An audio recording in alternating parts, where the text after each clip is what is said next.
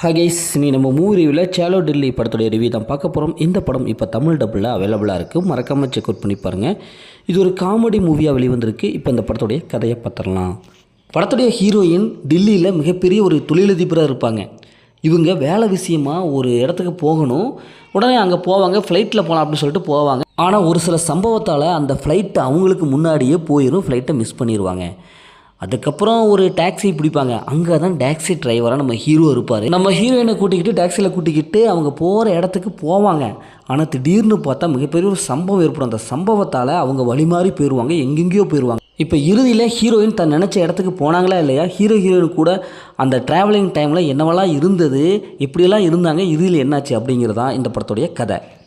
இந்த படத்துடைய பாசிட்டிவ் பார்த்தாவே இதில் வர அந்த காமெடி போர்ஷன் தாங்க நல்லா ஒர்க் அவுட் ஆகிருக்கு. ஹீரோயினுடைய அந்த கெமிஸ்ட்ரி நல்லா ஒர்க் அவுட் ஆகிருக்கு.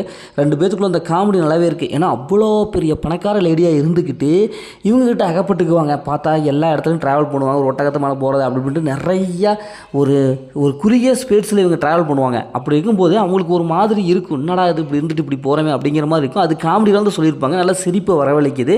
ஃபஸ்ட் ஹாஃப்லேருந்து கடைசி வரைக்கும் காமெடியிலேருந்து சொல்லியிருக்காங்க. ஹீரோடைய ஆக்டிங் நல்லாவே இருக்குது. ஒரு மிடில் கிளாஸ் ஹீரோவாக வருவாங்க. இந்த பணக்கார வீட்டை பொண்ணை பார்த்த உடனே அவங்க ஒரு சில பிளான்லாம் பண்ணுவாங்க. அதெல்லாம் நல்லாவே இருக்குது. படத்தில் நடிச்ச எல்லாமே நல்லாவே பர்ஃபார்ம் பண்ணியிருக்காங்க. படத்துடைய பியூஜியம் அண்டு சினிமோட்டோகிராஃபிக் சூப்பரான ஒரு விஷயம் மட்டும் கொடுத்துருக்காங்க.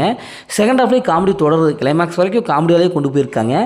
இந்த படத்துடைய மைனஸ்ன்னு பார்த்தாவே ஒரு சில இடங்களில் அப்படியே போர் அடிக்கிற மாதிரி இருக்குது. ஏன்னா ரெண்டு கேரக்டர் தான் உலகத்தை சுற்றுறது, இது மாதிரி கதையெல்லாம் நம்ம ஏகப்பட்ட படத்தில் பார்த்தது தான். அதே சீன்ஸ் தான் இந்த படத்தில் வந்திருக்கிறதுனால கொஞ்சம் போர் அடிக்கிற மாதிரி இருக்குது. மிடில் ட்விஸ்ட் எண்டிங்ல எல்லாமே இருக்குது. அதனால் கொஞ்சம் படம் கொஞ்சம் போர் அடிக்குது. இந்த படம் 2014 வந்துருச்சு. அந்த கால டெக்னிக்கல் இந்த கால சப்போர்ட் பண்ணுமா அப்படிங்கிற கேள்விக்குறியாக இருக்குது. மற்றபடி இந்த படத்தில் அந்த மாதிரி சீன்ஸில் எதுவுமே இல்லை, ஃபேமிலியாக பார்க்கலாம். மொத்தத்தில் எப்படி இருக்குது, சூப்பராக சொன்னாங்கன்னா இந்த படம் ஒரு ஒன் டைம் வாட்சபிள் தான் நான் உங்களுக்கு சொல்கிறேன். ஓகே, இதே மாதிரி அடுத்த ஒரு புதிய மூவி ரிவ்யூவில் சந்திப்போம்.